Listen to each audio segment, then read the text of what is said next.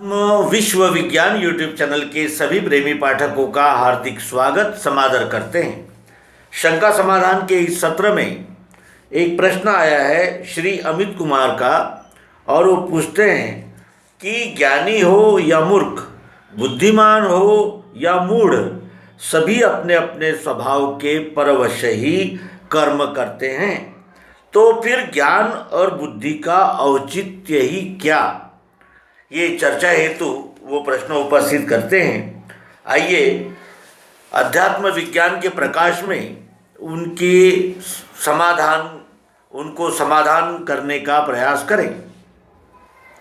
ज्ञानी हो या अज्ञानी, कोई भी हो, वो अपने स्वभाव से चलता है। क्यों? क्योंकि स्वभाव प्राकृतिक है। जब हम जन्म लेते हैं, हमारे साथ हमारे संस्कार और स्वभाव ये हमारे साथ ही आते हैं।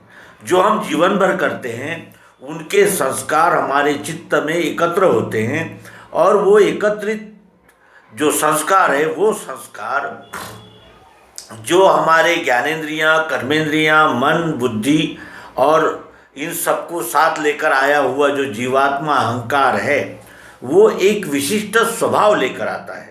स्वभाव, अपना भाव, यानी अपना एक विशेष वर्तन लेके आता है। ये वर्तन त्रिगुणात्मक हो सकता है, सत्वगुण, रजोगुण और तमोगुण।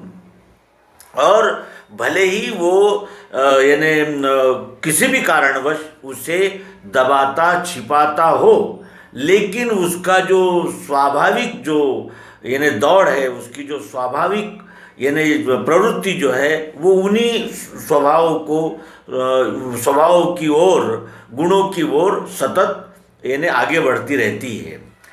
अब ज्ञानी हो या अज्ञानी हो, सभी अपने स्वभाव के अनुसार चलते हैं। तो ज्ञान का और बुद्धि का औचित्य क्या है, ये देखें। कर्म तो सभी करते हैं, हम भी करते हैं, तो बाकी सभी करते हैं। यानी पेड़ पौधों से लेकर तो मनुष्य, ये जो जारज श्रेष्ठ प्राणी मनुष्य है, यहाँ तक सभी कर्म ही करते हैं। बगैर कर्म के कोई एक क्षण भी नहीं रह सकता, और कर्म स्वभाव के द्वारा ही होते हैं। तो फिर ज्ञान और बुद्धि का औचित्य क्या है? तो इसके लिए हमें दो उदाहरण देखने होंगे। पहला उदाहरण है कि एक कर्म जो है वो एक कौशल्य पूर्वक करना, और एक अकुशल कर्म होते हैं। कौशल्य यानी जिसे कहते हैं कुशल कर्म कौन से हैं और अकुशल कर्म कौन से है, इसके विषय में जैन संप्रदाय में विशेष तौर पर विस्तार से समझाया गया है। लेकिन वो केवल यानी प्रकट होने वाले परिणामों को चर्चा करते हैं, लेकिन एक्चुअल यानी यथार्थतः वो जो कुशल अकुशल है, वो उसका निकष, उसका निर्णय श्रीमद् भगवद गीता करती है। कुशल कर्म क्या है? कर्म तो करने ही होंगे और किया ही जाएंगे, लेकिन कुशल कर्म क्या है? कुशल कर्म क्या है?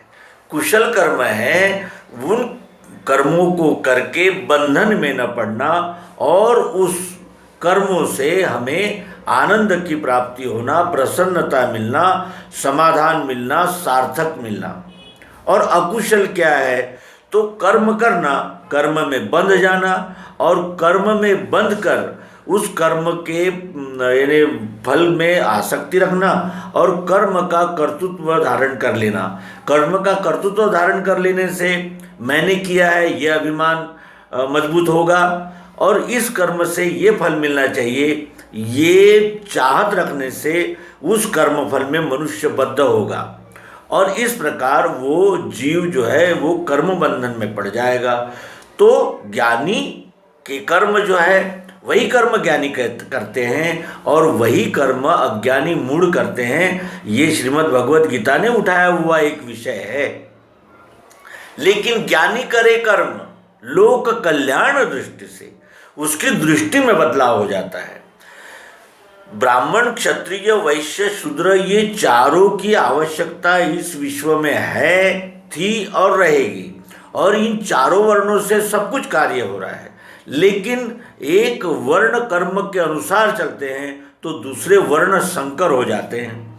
अब यहाँ एक नया विषय प्राप्त होता है, वर्ण संकर कौन। तो वर्ण क्या है, ब्राह्मण, क्षत्रिय, वैश्य और शूद्र। तो हमने ये जातियां नहीं है, जातियां मनुष्य निर्मित है। यहाँ हम ईश्वर निर्मित कानून की, ईश्वर निर्मित अटल नियमों की चर्चा कर रहे हैं, मानव निर्मित नहीं। जातियां मानव निर्मित है और वर्ण जो है वो ईश्वर निर्मित है, प्राकृतिक है, प्रकृतिदत्त है। तो ब्राह्मण किसे कहना चाहिए, उसके लिए 9 कर्म गीता ने बताया कि जो 9 कर्म करता है वो ब्राह्मण है। चाहे फिर वो ऑस्ट्रेलिया का हो, अमेरिका का हो, कनाडा का हो, कहीं का भी हो, जो इन कर्मों को करता है वो ब्राह्मण है। और 3 कर्तव्य जिसके है वो क्षत्रिय है, 7 कर्तव्य है वो क्षत्रिय है, 3 कर्तव्य है वो वैश्य है और 1 कर्तव्य है वो शूद्र है।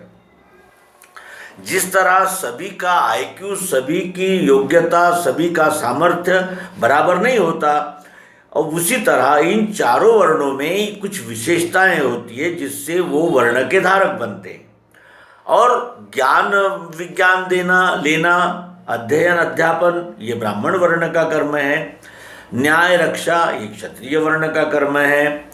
और व्यापार उद्यम गोरक्षा पालन पोषण ये वैश्य का कर्म है। और सेवा ये शूद्र का कर्म है।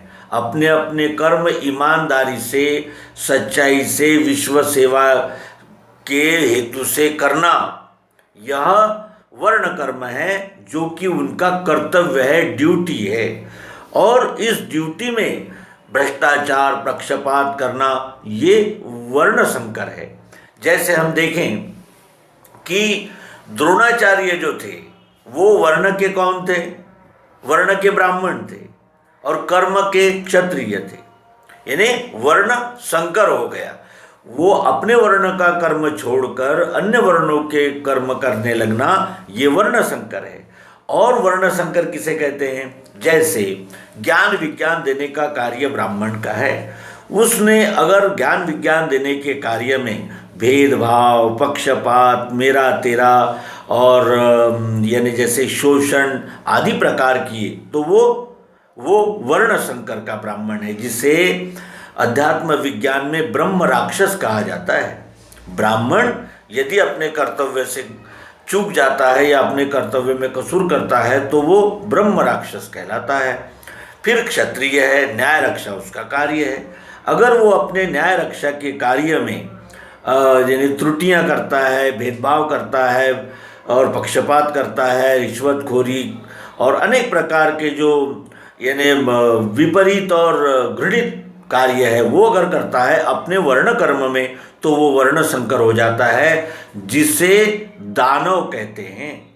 अध्यात्म विज्ञान जिसे दानव कहता है। फिर आता है क्रम वैश्य का, पालन पोषण और जिसे कहते हैं कि वाणिज्य गोरक्षा, ये उसका कर्म है। अगर वो अपने कर्म सच्चाई से कर रहा है तो वो वर्ण कर्म कर रहा है। और वर्ण में यदि वो मिलावटखोरी, कालाबाजारी, झूठ, फरेब, मार्केटिंग के नाम पर अनेक प्रकार के यानी उपद्रव कर रहा है और जिसे कहते हैं कि अपने वर्ण के साथ धोखेबाजी कर रहा, विश्वासघात, गद्दारी कर रहा है, तो वर्ण संकर हो गया, जिसको दैत्य कहा है अध्यात्म विज्ञान ने। और जो शूद्र है उसका कार्य है सेवा, और सेवा का कार्य अत्यंत विस्तृत है।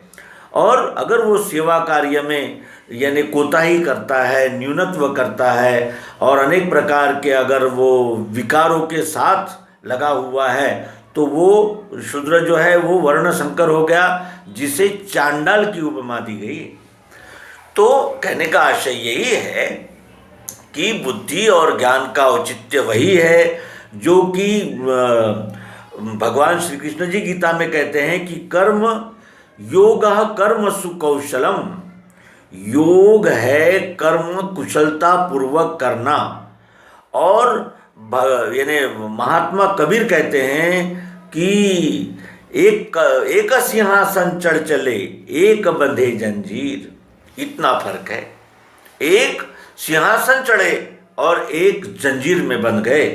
तो इस तरह बुद्धि और ज्ञान का महत्व है और बुद्धि और ज्ञान के सहारे से ही ये निर्णय हो जाता है कि हम जो अपना कर्म है वो कौन से भाव में करें और उसका फल क्या है। और इस तरह जो वर्ण कर्म में रत होकर वर्ण कर्म में अगर वो ईश्वरी भाव रखकर अगर कार्य करता है तो उसको ऊर्ध्व गति मिलती है, उसका चित्त शुद्ध होता है और शुद्ध चित्त हुए बगैर विश्वरूप परमात्मा का प्रत्यक्ष यथार्थ दर्शन यानी जिसे कहते हैं कि आत्मसात नहीं हो सकता।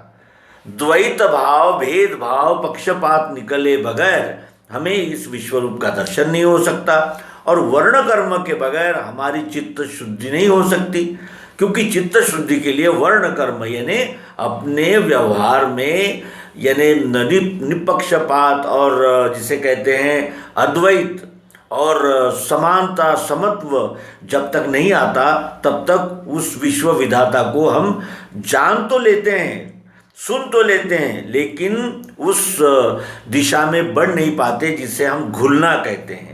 हुआ मद्रूप ही जानो, जन्म मृत्यु से नहीं, और मद्रूप हुए बगैर ये जन्म मरण की कल्पना भी समाप्त नहीं हो सकती।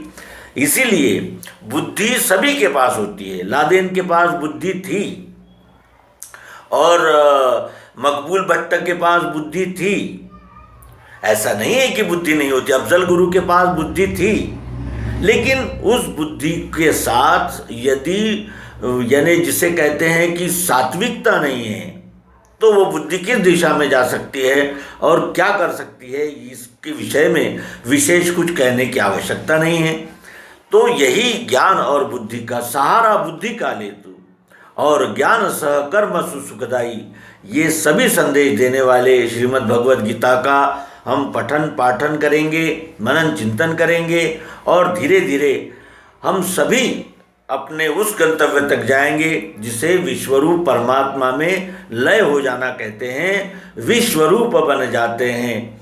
और इस तरह क्रमशः हम अपने स्वाध्याय, अपने जिसे कहते हैं आत्मबोध को जागृत और चैतन्यमय रखकर उस विश्व विधाता में विलीन होंगे और यही ज्ञान और बुद्धि केवल नर तन में ही प्राप्त हो सकती है।